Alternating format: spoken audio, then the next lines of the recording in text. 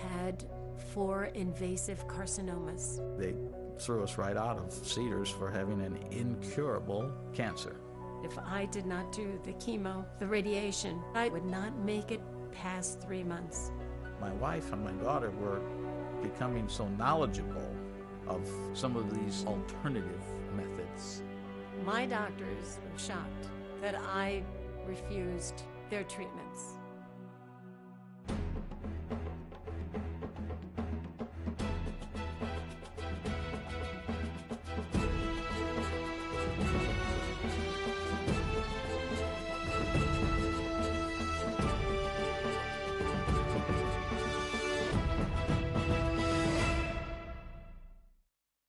Welcome to The Incurables. I'm Don Wildman.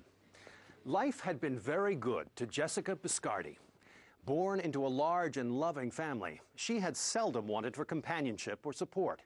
Jessica developed into a strong, independent woman with a well-defined sense of identity and direction. These were traits that she passed on to her own daughter, and while the two didn't always see eye to eye, they respected and appreciated each other.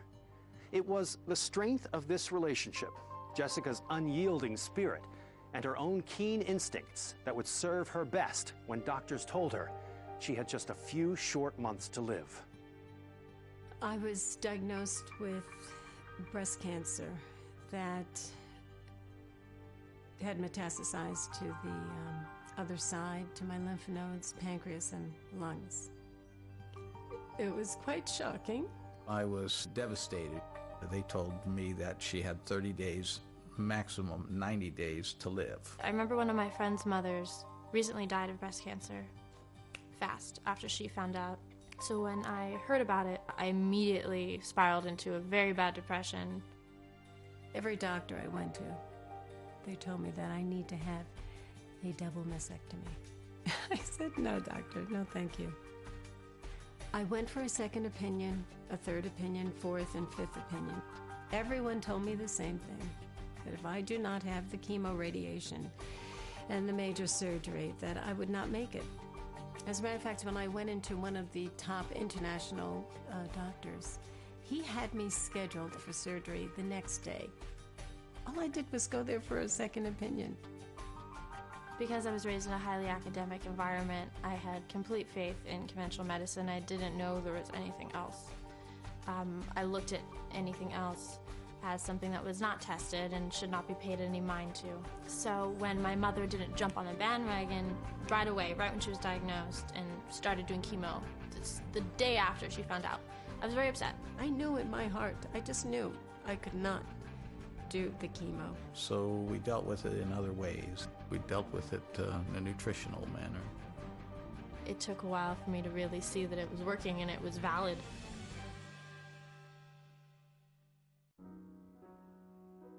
Growing up with 6 brothers and sisters in New York City, Jessica was used to sharing the spotlight. But instead of competing for attention, the Biscardi children were taught to look out for one another by their father, a physician, and their mother, Puerto Rican starlet, Marquita Rivera. I've had an incredible childhood. My parents were just wonderful parents, taught all of us so much. My mother was incredible with positive thinking and always for us to be strong, be positive. I was a very shy child. You never even knew I was around. I was just so shy. Through dancing, singing, acting, modeling, beauty pageants, I was able to somehow get through shyness. Jessica followed in her mother's footsteps, becoming a model and a regular on the pageant circuit. At one point, she held the crown of Miss New York and competed in the preliminaries for Miss America and Miss Universe. These were exciting times that did much to boost Jessica's confidence. They were wonderful years because it involved traveling all over the world, and it was just incredible. Jessica decided to follow the trail blazed by her famous mother and moved to Los Angeles to pursue her own acting career. Even with her connections, success was limited. But she did manage to earn a few credits, mostly in television. She was also a print agent for celebrities and donated time to children fighting cancer and other terminal illnesses. We would go and visit the children and visit those who have cancer. Little did I know that someday I would be in those same shoes. The first sign of trouble for Jessica came when she went in for a routine mammogram. The x-rays revealed microcalcifications in her breast. Doctors were not immediately alarmed, but suggested Jessica be checked regularly. So then when I went for the next mammogram, they noticed that those microcalcifications turned into areas that were of great concern. The concern was so great that Jessica's doctors recommended a biopsy. She reluctantly agreed. During the surgery, 4 lymph nodes were removed and cancerous margins were excised. When test results indicated 4 carcinomas, Jessica's medical team insisted on an immediate and aggressive treatment program. Several of the doctors that I went to get opinions from were telling me that I need to have a radical mastectomy to follow through with the chemo and the radiation. One of the doctors didn't want me to leave the office until I scheduled the chemo. And I said, no, this is not for me. I did the traditional tamoxifen and the Arimidex, and that didn't work for me. I mean, I ended up having 7 mini strokes. It seemed that Jessica Biscardi's charmed life was about to come to an end. Doctors intended to attack her breast cancer using the mainstream methods they deemed most strategic and sensible. The prognosis was that if I did not do the chemo, the radiation, the radical mastectomy, that I would not make it past 3 months. I just had to respect their opinion. Then again, I have my own opinion, and I just wanted to go the alternative route. There were moments of feeling very scared, not knowing if I was going to make it to the next day, the next month, the next week, the next year. Not knowing if I was going to be around for next Christmas. Part of Jessica's desire to pursue alternative methods for battling her disease stemmed from the experiences of a friend at the Cancer Control Society, whose mother had beaten cancer naturally. That friend recommended Dr. James Forsyth in Reno, Nevada. Dr. Forsyth did his own evaluation. The tumor had spread locally to her regional lymph nodes, but had not disseminated widely throughout her system. And she had been given the standard line from allopathic oncology, namely surgery, radiation therapy, chemotherapy, and she was not willing to accept that as her only option. Getting to meet Dr. Forsyth in Reno, Nevada, it was wonderful. He's a tremendous doctor, very sensitive, and makes you feel like you're his only patient. I like to give patients options. Frankly, most patients come to see me because they want to take charge of their disease and they want to use natural therapies, oftentimes in preference to standard chemotherapy or radiation or surgery. Dr. Forsyth suggested that Jessica become part of the Poly-MVA case study. Poly-MVA is a nutritional supplement made up primarily of palladium and alpha-lipoic acid, along with minerals, vitamins, and amino acids. This complex is able to get into the cancer cells and turn up the voltage to the point where the cancer cell basically self-electrocutes. The first stage of treatment called for the intravenous application of Poly-MVA in order to build up Jessica's body's surplus in an attempt to overwhelm the cancer cells. Then Jessica would take the supplement orally 8 times per day. Being in the Poly-MVA case study, I would see Dr. Forsyth. It would be every 3 months or every 5 months, and in the interim, I would have the liquid with me. It was also important to maintain a strict diet in order to maximize the effects of the treatment. This would include the elimination as much as possible of simple sugars in the diet. Cancer cells thrive on simple sugars. Other foods to avoid included dairy products and red meat. Jessica needed to focus on unprocessed vegetables like cauliflower, beans, carrots, broccoli, and cabbage. Buying for and preparing meals that included such restrictions was difficult. Luckily, Jessica could rely on her daughter to help out. I looked at it as an opportunity to learn more about nutrition and medicine, which I already was passionate about, but I looked at it as if this is the path of our family's life, and I'm given an opportunity to do something different and learn, then I'm going to do something. I thought that possibly my role was to take a little bit of a back seat and listen more. Also go to work and provide the income and try to make all this happen. But I was always delighted that my wife and my daughter were becoming so knowledgeable of some of these so-called alternative methods. I was there to support her in the path she chose. I did not feel she was going to die.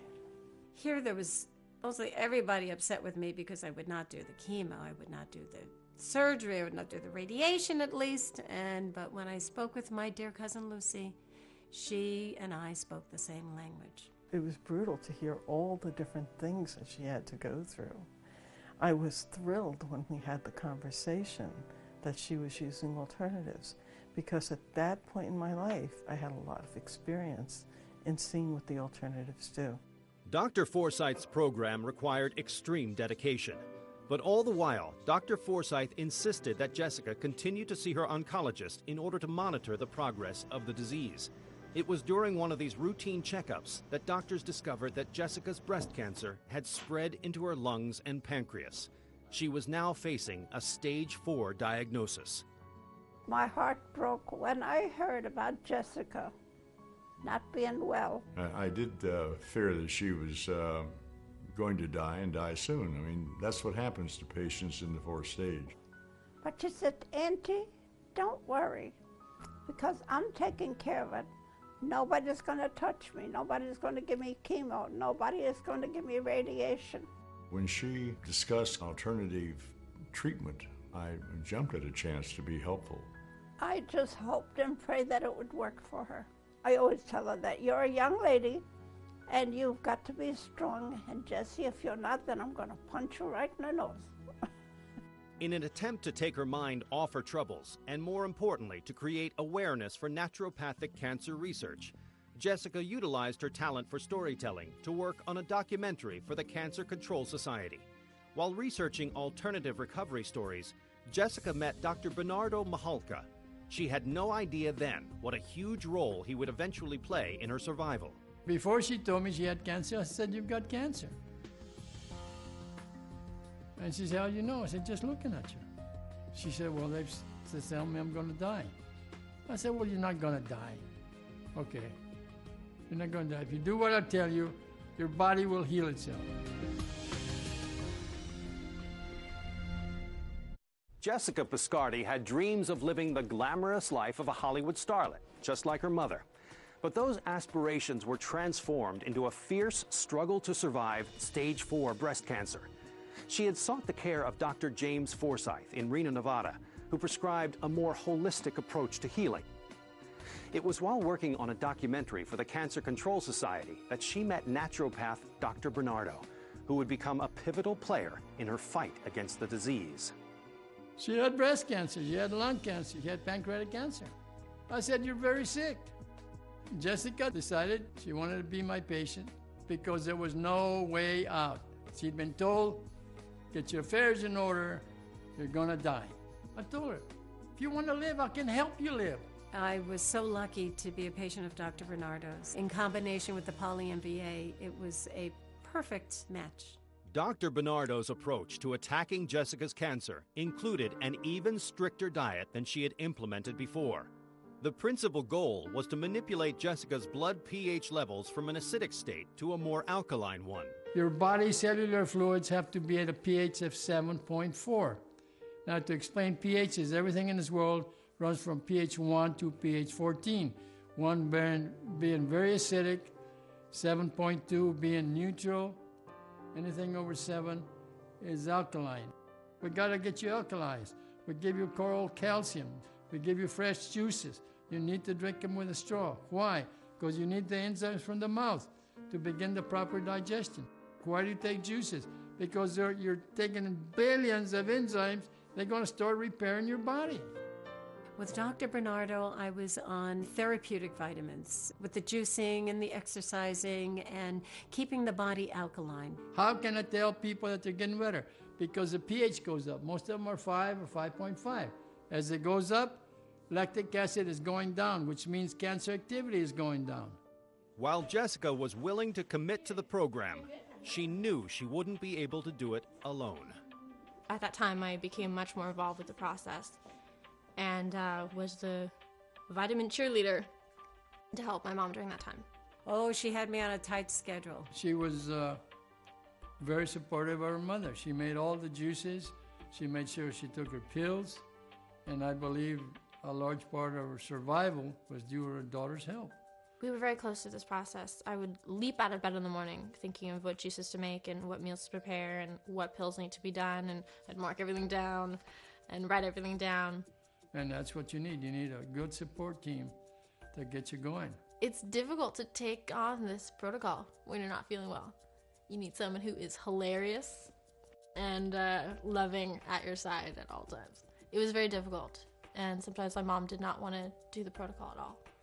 We made this process fun. If one can only eat celery juice, carrot juice, and a wheatgrass pill, we made that fun. We watched certain things on television that would make us laugh. We would get our little juices together and go to the movies and laugh. Obviously, the experience was hardly all fun and games, but the process did bring Jessica and her daughter closer than they'd ever been. One definitely looks at life through a different set of lenses when someone in their family is diagnosed with anything.